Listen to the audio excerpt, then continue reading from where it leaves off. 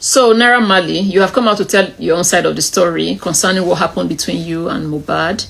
I personally was of the opinion that immediately the coroner found medical negligence to be the primary cause of Mohbad's death was when you were supposed to come out and address Nigerians, do something like a press conference or an interview, you and your associate, Sam Larry, but specifically to you because he was under your record label. You were his boss at some point. So I felt you owe Nigerians some sort of explanation. You finally have done it. I personally would have expected this to be done differently, for you to take some kind of accountability, for you to recognize that he was treated badly at some point. It's not that we are justifying any kind of ill treatment, bullying, abuse, attacks, however you may put it. But sometimes these things happen. Sometimes people have misunderstandings and it leads to physical altercation. I personally would have thought that you would recognize that maybe there was a physical altercation once, but there was no intent to cause him any kind of harm or any damage. I said this because I made a video where I talked about the public opinion of Nigerians, which is very impossible for either you or the guy who came to whitewash you to change. For a lot of Nigerians, that remains. Now, let's go to your story. Your story is your side, like you named it. We have Mohbad's side of the story. Unfortunately, your story is between you and a person who no longer has a voice, who no longer can defend himself, who no longer can argue anything, who no longer can speak. But the good thing is that he left documentations. So that's his own side of the story. Then your story is also your story versus what Nigerians believe that they saw and what they believed from what they believe that they saw. It's not just a thought. We don't think we saw these things. I believe I saw certain things. I know I saw. Okay. What Nigerians know that they saw and what they believe from the things that they know they saw.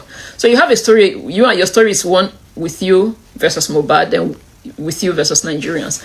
The one with you and Mohbad, let's leave that one.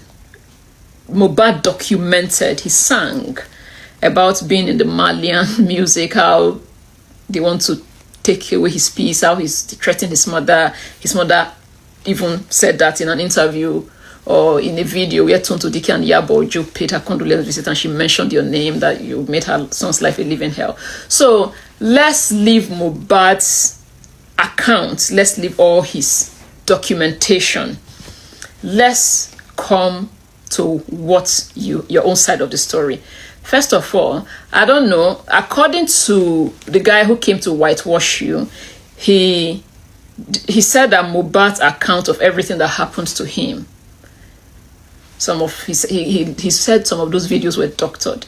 So I am wondering, and I think it's right for me to ask, some of these your own videos that you brought and charts and recordings of you taking him to the hospital, first of all, are they doctored? What proof do we have? How do you want us to believe this, your own side of the story? If a guy who is no more, who did not see himself leaving this world, although he was fearful, he became hypertensive from the things that he suffered, but it was never his intention to leave this world. I think he would have carried cameras all over the place. I think he would have done more. But from the little he did, your whitewasher said those things are doctored.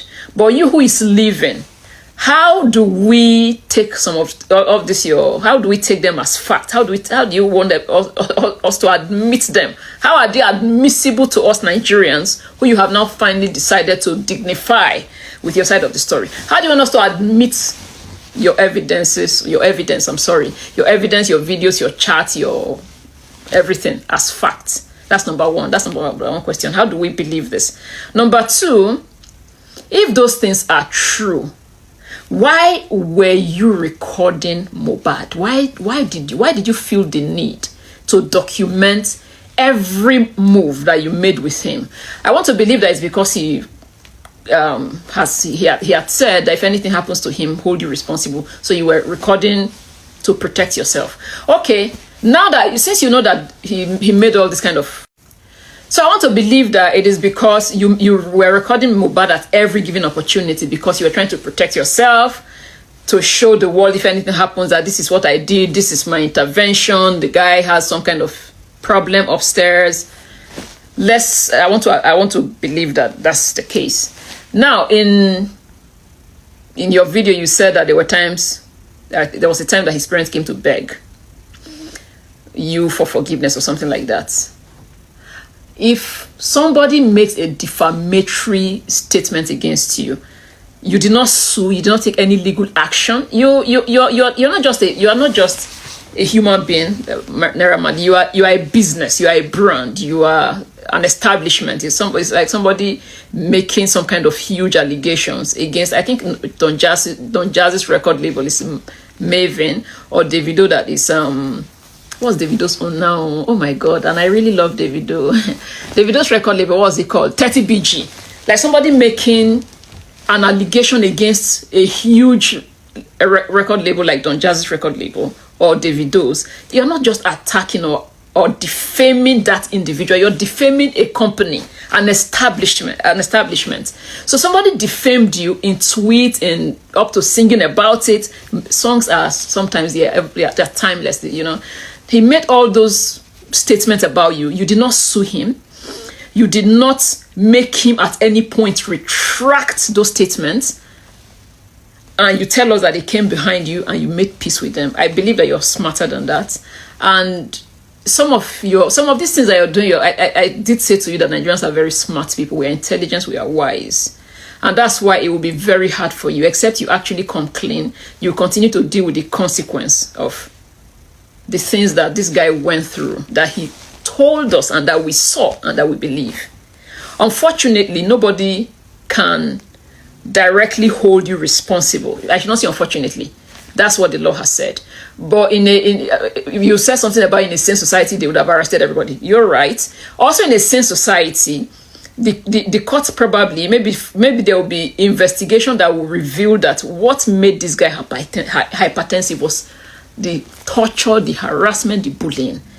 And being hypertensive and taking hypertension medicine and being injected caused a reaction. If the guy was not hypertensive and he was not some kind of medication, he probably would not have reacted. With all the quack medicines that people buy and sell in Nigeria that people consume, how many deaths do you record from quack medication if you don't have any underlying sickness? But because the guy has this underlying sickness, he reacted to that. So in a sane society, Naira Marley, I don't know if it's jail or if it is fine, you would have been faced with one of those for bullying. The guy documented this. This is not what Nigerians are saying. This is what this guy said. But you're trying to make us not believe his story, and you're bringing your own. There's nobody here to counter yours. When he was alive, you did not counter his. You said they came to beg you. You didn't make him retract those statements. Those are very serious and weighty allegations. They are very serious and weighty allegations. Now, let's leave Mohbad. There is somebody who is a star witness who testified to the fact that he saw you witness you bully Mohbad. That is Mohbad's father. I have not seen in any of this your recent guy trying to whitewash you and you trying to stylishly bring yourself back, you know, writing some of these things, don't play the victim. I see all the comments. I have not seen you at any point tackle Mohbad's father. Why have you not sued Mohbad's father for defamation of character?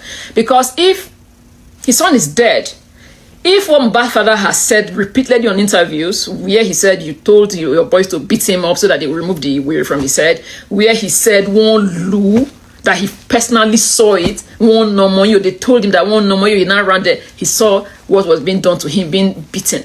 If all of that is lies, then why have you not sued Mohbad's father for defamation? Especially because the court has acquitted you. It's now time for you to also find a way to exonerate yourself from bullying. You have not sued Mohbad's father. You are trying to sue Iyabo Ojo. You took her before the police station, to the police station. Your activist, your whitewasher was there, who was telling you you should not have agreed. In Niger Delta, they would have gunned her down, and so many stuff like that. Why have you not attempted to sue Mohbad's father? Because if you're telling us that you didn't touch this guy, that everything this guy said is doctored, and you're fighting Iyabo Ojo, I would think that the number one, because Iyabo Ojo did not even say that you killed him. Iyabo Ojo is also standing on the bullying from what we all saw and reacted to. I am one of them. I am one Nigerian. You have not sued Mohbad's father. That's an eyewitness account. Mohbad's father said he saw you do this. You've not sued him. You've not sued what is it called now, Mohbad's mother, who also mentioned your name. You've not sued this family for defamation of character. There's somebody else, Mr. Polo, although he didn't mention your name. Mr. Polo had said Mohbad confided in him that he was fearful. He needed security. So it means that the guy, these things actually happened to him.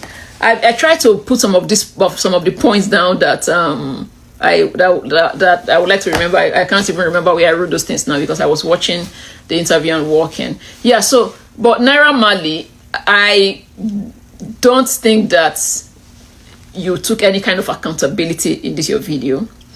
I don't think that you addressed the bullying. I think you tried to sweep it under the carpet as though he has mental issues. Unfortunately, maybe he has some kind of head injury from what happened to him during the NDLA, which you said that could have happened. But I don't think Mohbad's father also has any kind of head injury. Mohbad's father does not have any kind of, he doesn't look like somebody who has any kind of mental problems. You can't tell me that it runs in their family, that the same thing that happened to the father is to the son is what is happening to Mohbad's father and also Mohbad's mother. Mohbad's mother and Mohbad's father are not from the same family. So if it's some kind of insanity or mental problems running in their family, Mohbad's mother will not be saying the same thing that her son confided in her. Mr. Apollo is not related. It's not a Yoruba man at all. Mr. Apollo said Mohbad did confide in him. There are different Nigerians. I think there was one guy, I think his name is Bella, who did an interview, talked about Mohbad's his depression, the suffering and everything that he went through because of record label issues. You can't tell us that all these things are all doctored, that Mohbad was preparing for his death. And he looked in the whole Nigeria and he said, the only person that I would like for people to hold accountable or responsible if anything happens to me from all these attacks, all this bullying is Naira Marley. I don't think, like, why would he do that? So I think take proper accountability. I think your whitewasher did a very bad job because despite him trying to remove you from the bullying situation, you can see that Nigerians still believe what we saw. We still believe what we saw, that these things are not doctored. The songs are not doctored songs. If they were doctored, or if, of course, you heard the song. If you don't see the tweet, you didn't see the live video, you didn't see the police report, I am sure that you heard the song. I don't think you confronted him. I don't think you made him. It's not that I don't think you did not make him retract any of the things that he said in documentation, like video, police report, and all that. So, unfortunately, we still are not buying. You for the first time you're breaking your silence. I know you've done one interview before with one Mr. Reno Mukri. I really can't remember what you said in those videos. You said something about being in Amsterdam. Your whitewasher has said something about an attack where your name was mentioned, even though you were not there, and that was an attack on was this guy, a rugged man. You had sent people to attack him, and after the attack, you came out to make a statement to say, probably saying, okay, so what, I did this to you. So you really don't have to be somewhere for something to happen, although the death has been ruled as medical negligence, but you can be in Amsterdam and have people bully Mohbad. In fact, a lot of people, when they want to do stuff like that, they create an alibi. You and your friend conveniently were out of Nigeria. But congratulations on being exonerated. I said it before, you missed a golden opportunity to address Nigerians. But what I thought when you did your live video yesterday, I thought you were going to recognize certain things that went wrong, certain injustices or injuries that he faced. But these were not intentional. Brothers fight. I have two younger brothers. Sometimes they fight. They fought like physically.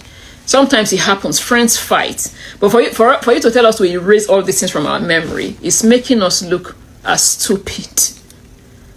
As stupid as I can't even know what to compare. It will be very hard. It will be very hard. I think this your live video, whatever you did yesterday, should have come with some kind of accountability and recognition and apology to Mohbad's father and to Nigerians. Nigerians were hurt. We still are very hurt about what happened to that guy. A lot of us we felt guilty, that we wish we knew, or we wish we paid attention so that we could even if it's just one So a lot of Nigerians are still very hot. Wish we could, somebody like me, although I'm not, at that time I was really not on social media. But there are people who wish they, I remember Omoni Oboli who said, I wish, I have like 1 week or 2 weeks to just whisk Mohbad out of Nigeria. There are people who wish that they knew, they wish they could have either written another petition in solidarity. They wish you could have tweeted in solidarity. They wish they could have done something in solidarity. A lot of people felt guilty. The pains are still there. We still feel very bad. So you trying to just move on as if, okay, the medical negligence is just it. Nothing happened. This guy is crazy. He was a crazy person. It's an insult to the memory of the guy. I think we should all continue to observe a minute of silence to him. I did that this morning until he's buried. It's an insult to the intelligence of Nigerians. That's the biggest. Because maybe one person can be an idiot or a fool, but to call a lot of Nigerians, all of us as people who really did not understand what we saw is lies, or we cannot differentiate from things that are faked from real things. You are insulting us the more. I think if you're going to do another one, I don't know. I think you messed it up. I think with this, your side of the story is when you should have taken accountability and apologized to the family and to Nigerians.